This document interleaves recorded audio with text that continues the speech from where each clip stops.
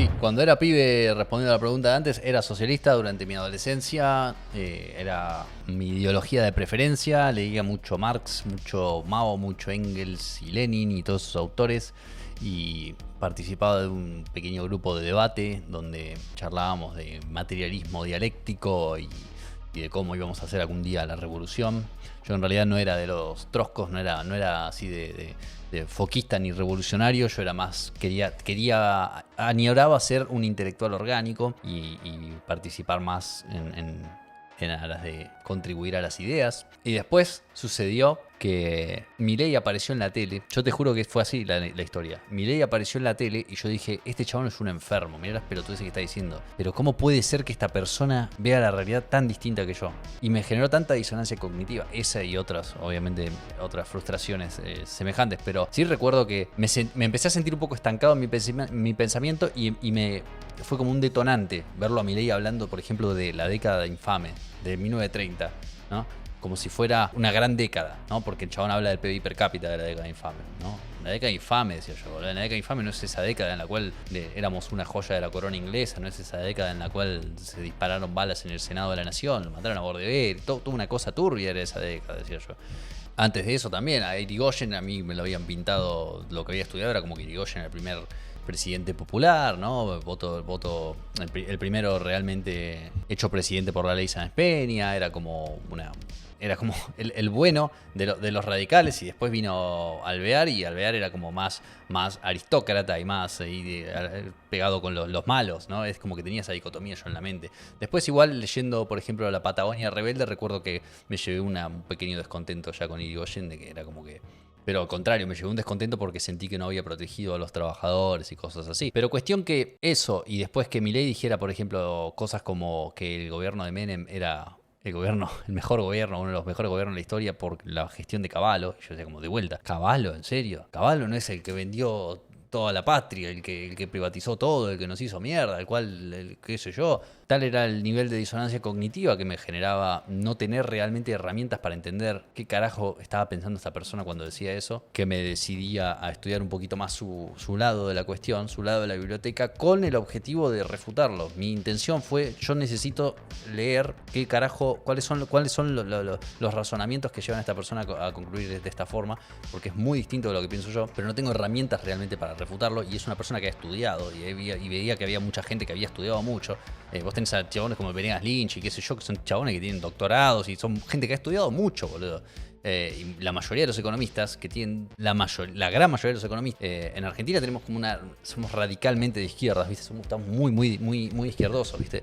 Pero la mayoría de los economistas también coinciden en cosas que yo no podía entender como válidas, porque yo venía desde una idea de valor trabajo, y entonces la idea de que los mercados son de alguna forma un buen mecanismo para distribuir la riqueza o la escasez más bien, me parecía también absurda. No sé, me disgustaba totalmente no tener herramientas, no obstante, para poder discutir eso, y me decidí a estudiar un poco su lado de la biblioteca. Estudié primero un poquito ética de forma un poco más sistemática. Obviamente yo venía de filo. Cuando vos venís de filo siempre tenés vas estudiando historia de la filosofía y en algún momento llegás a dialéctica hegeliana, y de dialéctica hegeliana, si te interesa la política y qué sé yo, es muy fácil que saltes a Marx. Es raro porque Smith nunca me lo dieron en la facultad. A Marx me lo dieron bastante. En filo, bastante más Marx que Smith, y no son pensadores muy distintos, y Marx y Ricardo también, por ejemplo. Marx habla de Ricardo en el segundo tomo del Capital, hay una larga discusión de Ricardo y qué sé yo. Por esa incomodidad es que me puse a estudiar el otro lado de la biblioteca, y ahí, después de 3 o 4 años de estudiar un poquito más a fondo ética y economía liberal, es que llegué a la conclusión de poder llamarme. Hace 2 años más o menos empecé a decir sin temor: sí, me considero liberal. Al principio fue como... Recuerdo que incluso en un momento era bizarro, que tenía compañeros de laburo, amigos, qué sé yo, que eran gente toda de izquierda y con las cuales yo estaba muy acostumbrado a debatir. Y entonces empecé a hacer el role-playing.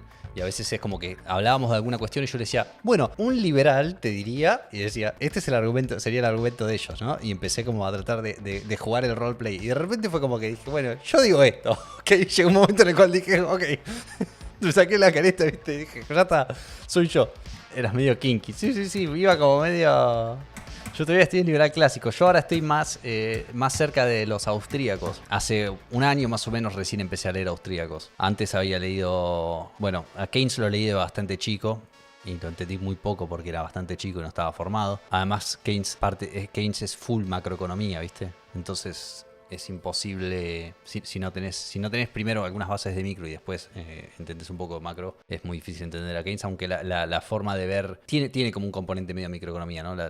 ¿Cómo se llama el libro ese? La teoría del... Siempre me olvido el nombre, del trabajo, el interés y el empleo, creo que es, ¿no? Trabajo, el interés y el empleo, no, algo así. El libro de Keynes, el libro. Y después pasé cuando estudié un poco de economía. Primero fue más que nada de ética. O sea, tuve como un año que leía más que nada de cosas de ética. Fue una especie de proceso de también entender qué carajo era lo que yo consideraba mejor, ¿no? Y por eso yo siempre parto de esa base y le digo a la gente, bueno, capaz que vos tenés principios éticos, tenés que entender un poco de dónde vienen las cosas. Yo parto de la base de que para mí hay una cosa que es útil como herramienta, que se llama utilidad, que es una forma objetiva de entender la subjetividad de cada uno, ¿no? Cada uno maximiza una utilidad y esa utilidad es genérica. Vos le pones lo que quieras adentro, pero es un receptáculo en el cual guardamos la idea de alguien saca beneficio, alguien considera que esta cosa es mejor que esta otra, ¿no? Esa es la utilidad como herramienta. Pero la otra vez lo hablábamos con un amigo, con Pato. El utilitarianismo puro y duro, no obstante, te lleva a problemas que más de una vez mencioné en el stream, como la idea de que si solamente estás maximizando utilidad y no tenés ninguna clase de principio fundamental,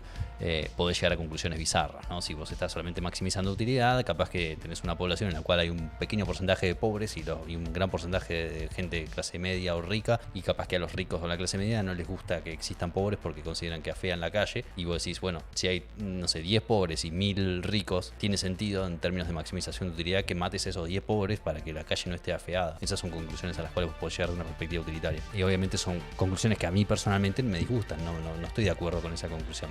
Utilitarianismo puro y duro no es... En realidad vos podés, no obstante, agregarle capas de complejidad, de indirección a ese razonamiento y decir, bueno, para una sociedad en la cual un grupo de personas puede ir y matar a otro grupo de personas porque no le cae bien, es una sociedad en la cual a la larga tal vez generas anomia social o generas una disgregación que te lleva a minimizar utilidad en el largo plazo, ¿no? Entonces los utilitarios también muchas veces no es tan tonta la teoría de esa, ¿viste? Es como que vos podés llevar la cuenta un par de niveles más de abstracción y decir, pero a la larga esto es peor en términos de utilidad, así que tal vez deberíamos no hacerlo.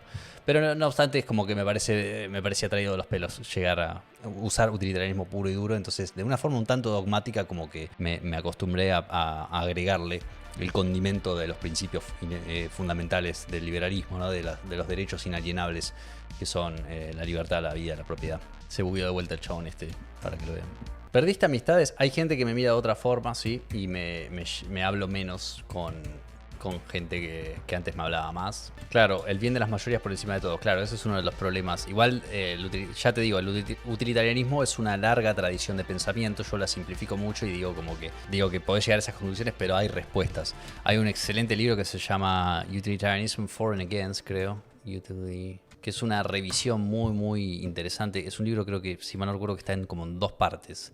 Acá lo encontré, 100% real, no fake. No, 20 páginas no creo que tenga. Pero es como, creo que son 2 ensayos o 2 trabajos de 2 personas distintas, que uno argumenta a favor y otro argumenta en contra, si mal no recuerdo. Creo que es este el libro, que es un buen libro para ver un poquito más seriamente tratado del utilitarianismo, porque lo que yo estaba describiendo es como que medio que si te quedás en la parte Jeremy Bentham del utilitarianismo, seguramente llegas a esa clase de contradicción. Si le das un poquito, si pasás por Mill, ya encontrás un poquito más de sofisticación en el pensamiento y podés ir encontrando argumentos más sutiles, ¿verdad? Yo, no obstante, como que dije, no creo que sea lo mejor. Es medio dogmática mi decisión de decir, bueno, la verdad es que me parece más coherente decir, hay algo que se llama utilidad y eso es una herramienta útil, valga la redundancia, para poder entender el beneficio en forma genérica sin tratar de imponerle el beneficio a nadie. Pero si el beneficio de una persona es, por ejemplo, si una persona maximiza utilidad mediante matar a otras personas, ¿no? Y considera que saca mucha satisfacción de eso,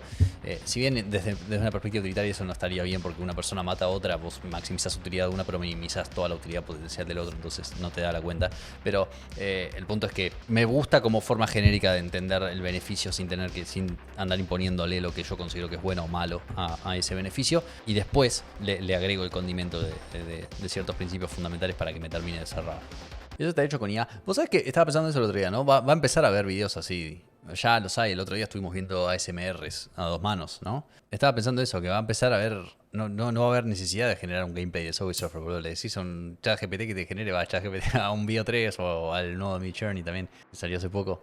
Le decís que te genere un gameplay de Subway Surfer de 6 horas. El único problema tal vez sea esta, la longitud, ¿no? Dagger, te recomiendo el libro La virtud del egoísmo por la filósofa Ayn Rand. ¿Sabes qué? Ayn Rand es una de las que entiendo justamente eso, que me lo han recomendado, me la he topado como una de las personas que dijo, che, esto de dogmática, porque la idea de principios fundamentales, hay en la tradición liberal muchas formas de justificarlos, ¿viste? Vos tenés pensadores que, como los yankees, que decían, los yankees de Jefferson, por ejemplo, de la revolución del 76 de los yankees, que decían que esos derechos fundamentales, ¿no? La vida, la libertad, la búsqueda de la felicidad, son derechos inalienables que se le dan a la persona por su creador, ¿no? O sea, los derivaban de Dios, básicamente, esos derechos fundamentales. Vos, al nacer, por ser humano, tenés designados por Dios ciertos derechos fundamentales. Y muchos liberales utilizan eso como la justificación. Yo, como no soy creyente, no puedo utilizar eso como justificación, entonces suelo decir, mira, más o menos dogmáticamente llego a esta conclusión de que estos son los derechos que me parecen inalienables. Claro, el chabón está bugueando todo el juego, que me parecen inalienables del ser humano, ¿no? La vida, la libertad y bueno, la propiedad es un poco la derivación del ejercicio de la libertad en forma de trabajo, es la propiedad. Entonces es natural que si vos trabajás libremente y producís algo, eso que produciste es tuyo, ¿no? Es la objetivación de tu trabajo. Por ende tiene sentido que la propiedad también esté ahí. Pero me han recomendado, a tu punto, me han recomendado varias veces que chusme a Rand como una forma de derivar esos principios de una forma más racional y no necesariamente desde la religión. También hay una forma por supuesto, como siempre, hay una forma de derivar esos derechos como desde una perspectiva utilitaria. O sea, podés tranquilamente decir que maximiza utilidad mantener esos tres principios fundamentales. Podés hacer siempre una cuentita utilitaria, por más compleja que sea, para llegar a cualquier resultado, incluyendo a un resultado que te diga estos son derechos fundamentales e inalienables. O sea, podés llegar a una solución equivalente a una solución deontológica o de principios desde un framework enteramente utilitario, lo cual es súper curioso.